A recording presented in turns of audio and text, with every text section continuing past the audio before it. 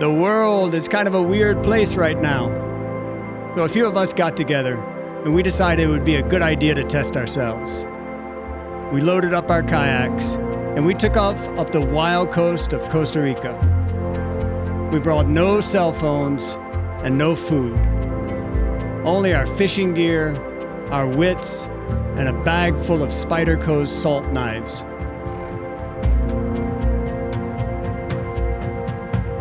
Well, day one, it was beautiful. As soon as we launched, whales, massive humpback whales right beside us, right in front of us, almost leading us to where we were going. Turtles, dolphins, crystal clear blue water, nice blue skies, nice conditions, a little bit of fishing action all the way around. Beautiful paddle all the way over to our camp spot, managed to navigate the beach landing, got everything set up. Everything was set for it to be an absolutely amazing day.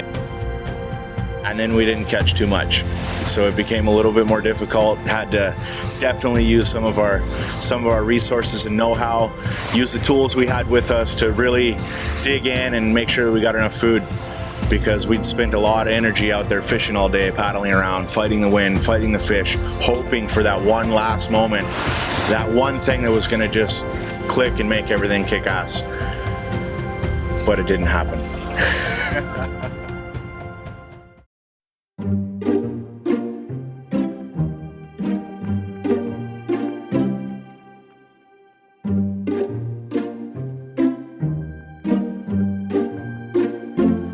Here we are, guys. Day two.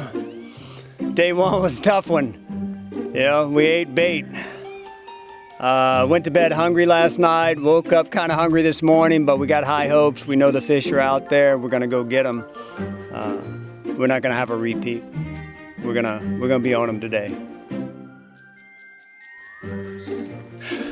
Okay, guys, we're in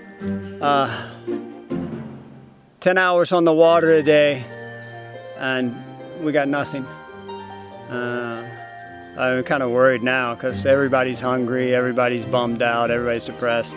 So we sent our spearfish, we sent Nico out with a spear. It's cloudy and murky and tough spearfishing. And he came in with a stingray like this big. And none of us have ever eaten stingray. And we're like, oh, okay. But you know what? If you're hungry enough, it tastes like lobster. So yeah, we're not going to bed happy, but we're not going to bed hungry either.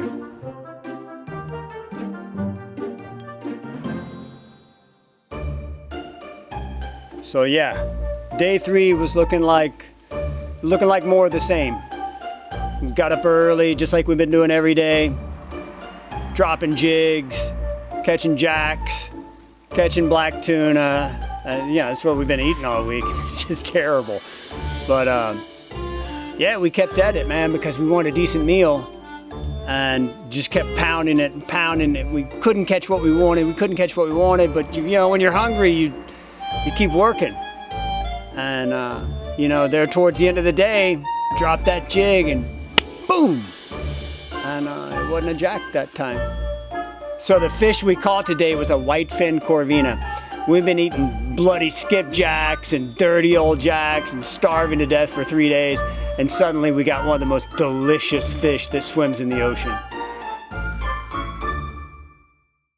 Of course, on day four, as we're wrapping everything up, we're loading tents, we're getting our last fishing session, everything starts biting.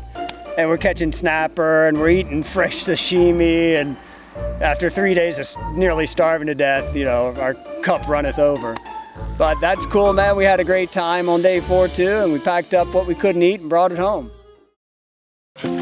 Coming out on this trip, all of us together, everybody brought their own skill set.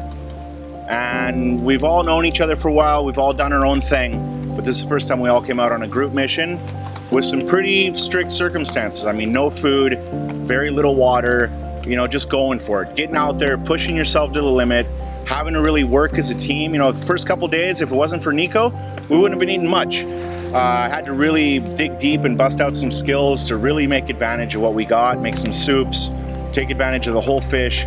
Lance put in some hard work out there every day, hours and hours and hours, fished more than anybody. And he caught the best fish, caught the biggest fish, and you know, I did my part, had to make the fire, collect firewood, trying to scavenge up different things that we could eat.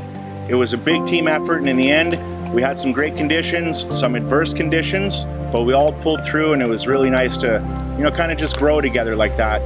Coming through adversity together, having an experience like this, and being out in nature with nobody around for miles, no cell service, really remote, pushing it to the limit. And that's what it's all about, just getting out there and making it happen.